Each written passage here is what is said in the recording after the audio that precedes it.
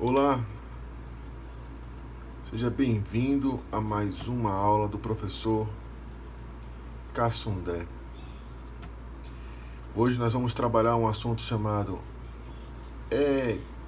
equivalência financeira, também conhecida como equivalência de capitais.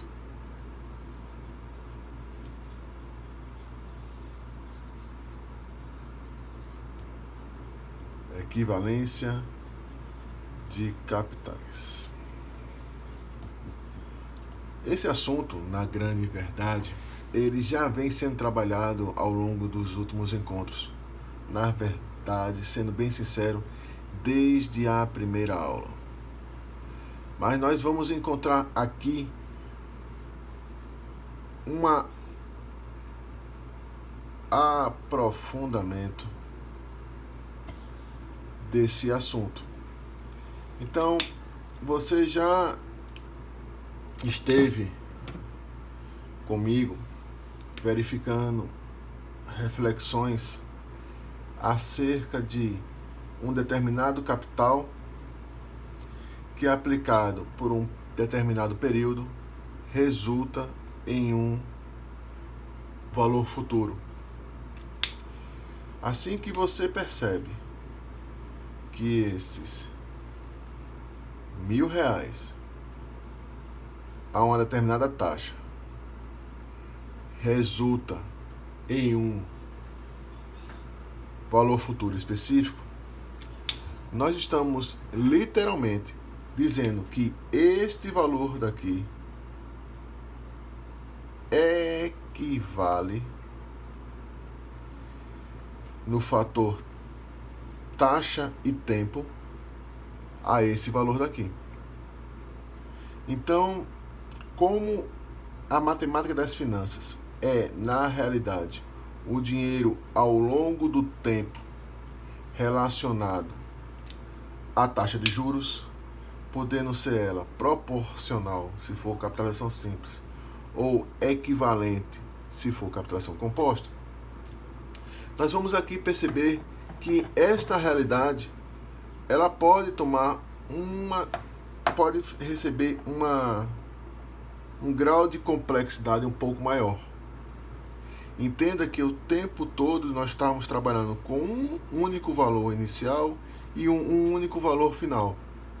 A partir de agora, a partir da equivalência de capitais, nós vamos incrementar esta reflexão de tal modo, de tal sorte, que nós vamos refletir a respeito de um cenário um pouco mais elaborado. Haja vista que você pode ter um valor contraído aqui, no período 0, e que ficou de ser pago no mês 2 e no mês 5. Parte dele.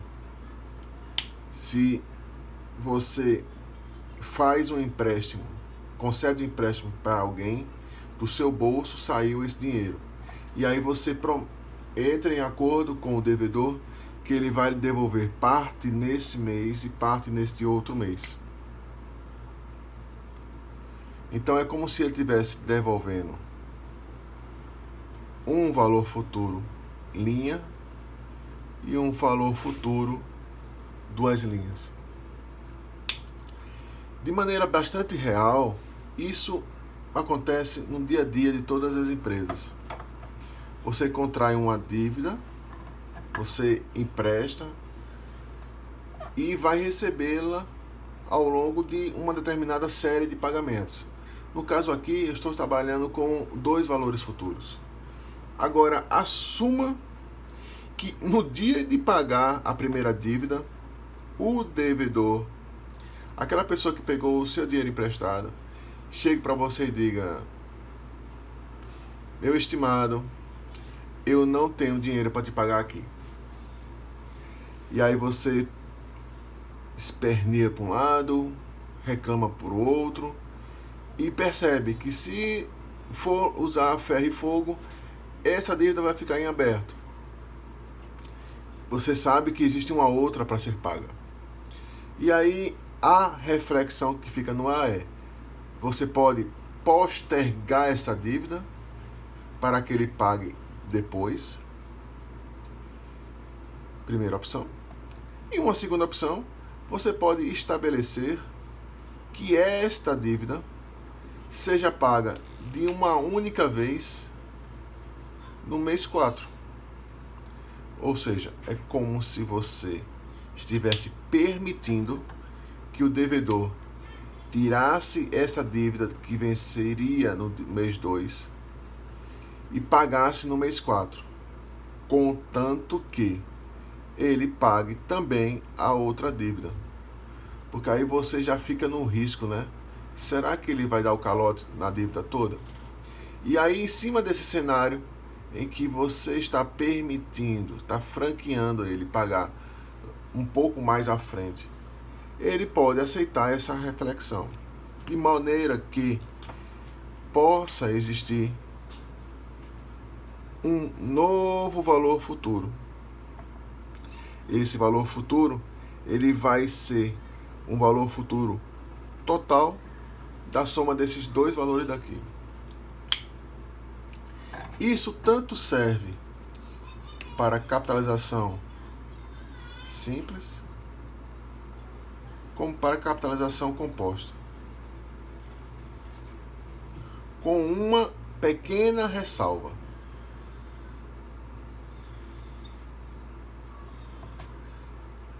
A ressalva está no que chamamos de data focal ou data de referência.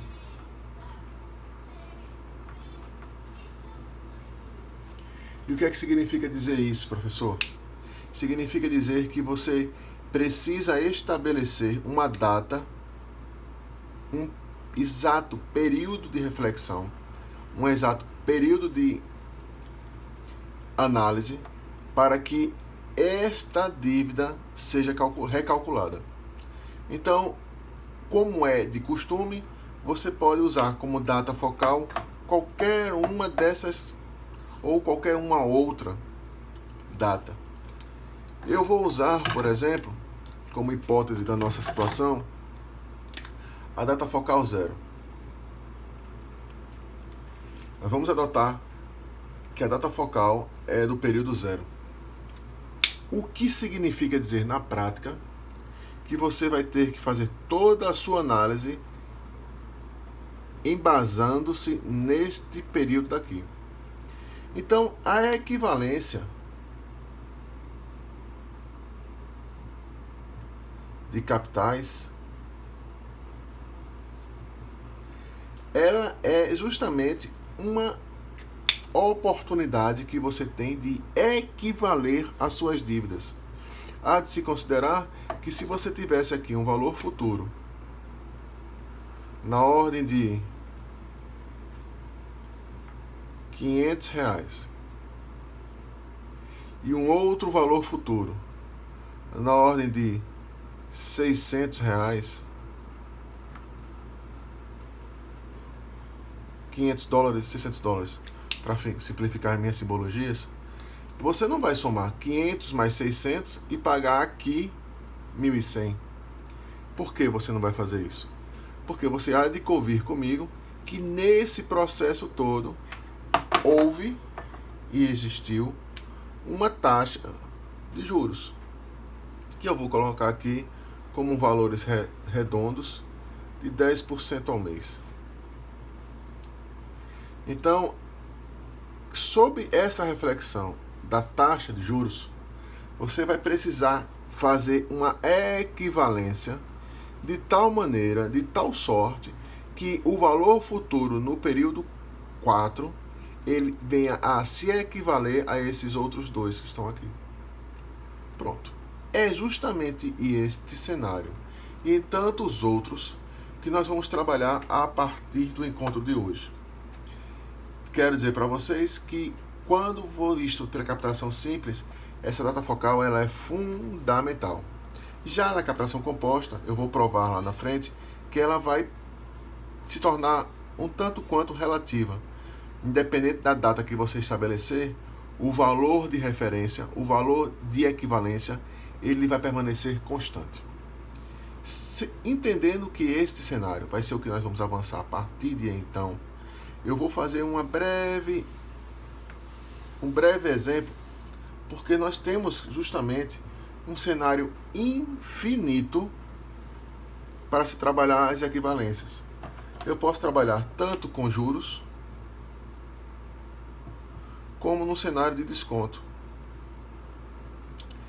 Eu vou trabalhar tanto com juros, como no cenário de desconto, a depender da questão do cenário em que eu esteja me debruçando. Vocês precisam entender e assumir que essa realidade é uma realidade um tanto quanto comum e que nós vamos apenas iniciar hoje esta explicação para que no próximo encontro você possa ter mais embasamento teórico a partir do material que eu vou disponibilizar para você e possa ter mais reflexões para trazer para a cena das finanças aqui no canal financeiro.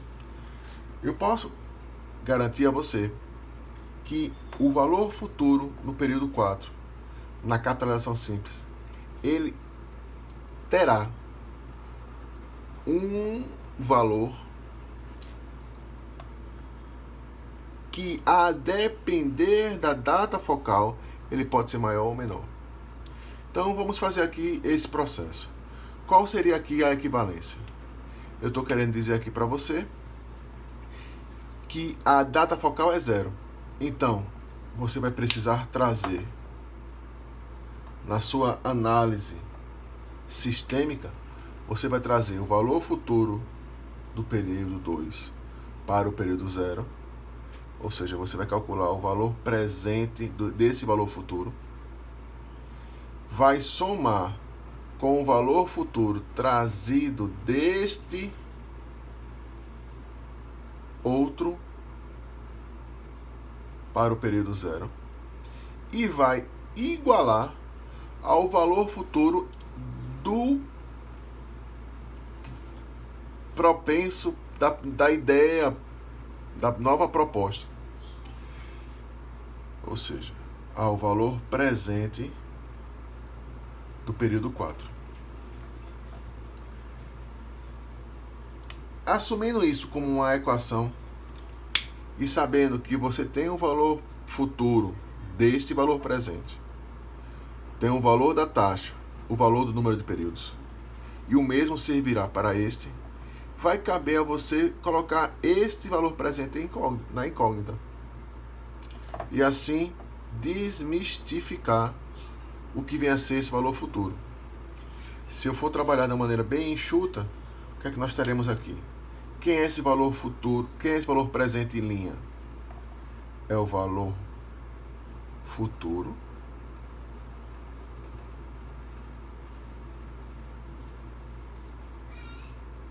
nesta.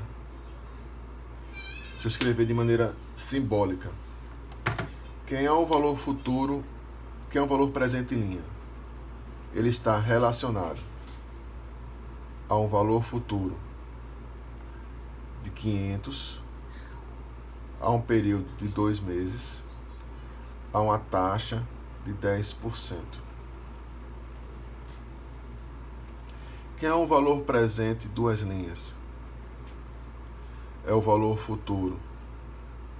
É do valor futuro de 600, um período de 5 meses e uma taxa de 10% ao mês. E quem é o valor presente do 4? Você vai perceber que é o valor futuro que você está tanto desejando. Em função de quem? Em função do N igual a 4 e da taxa de 10%. certo de que você está acompanhando meu raciocínio, o que você vai precisar fazer é o quê? Calcular o valor presente, linha, depois calcular o valor presente, duas linhas, somá-los e depois igualar com o PV4. Agora, na capitalização simples, você vai lembrar que é a relação é essa daqui. Para não dizer que eu escrevi fora da projeção, na capitalização simples, o valor futuro vai ser o valor presente 1 mais a taxa vezes o número de períodos. Então você vai colocar o valor presente em evidência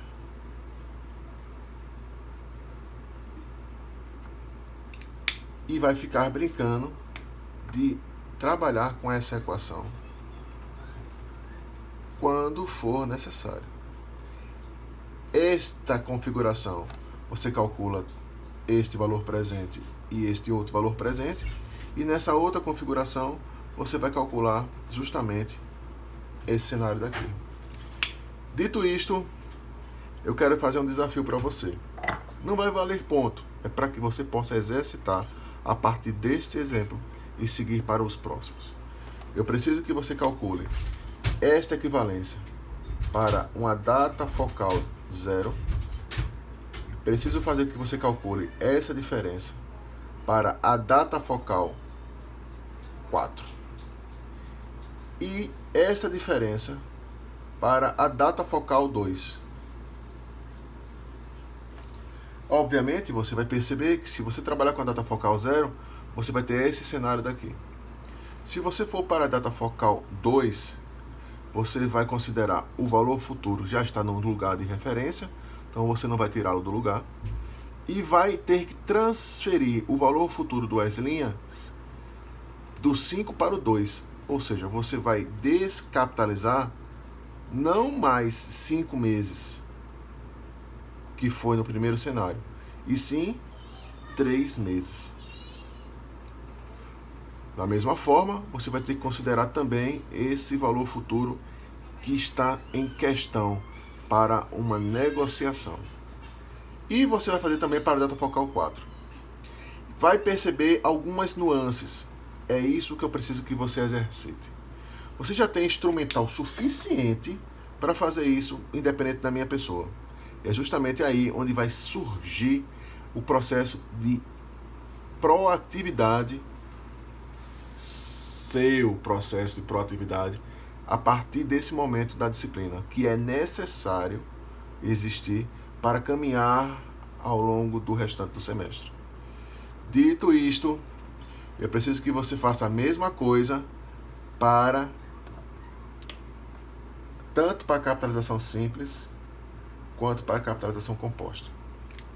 Ou seja, são na realidade 3 para a capitalização simples e outras 3 simulações para a capitalização composta. Desejo que você siga nessa batida perfeita e a gente se encontra no próximo encontro da Cena das Finanças.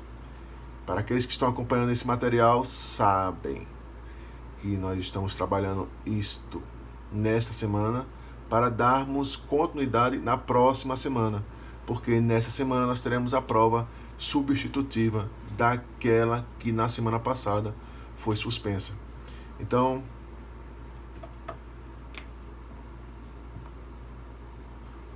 bons estudos. E para aqueles que vão fazer prova, boa prova. Até mais, turma do bem.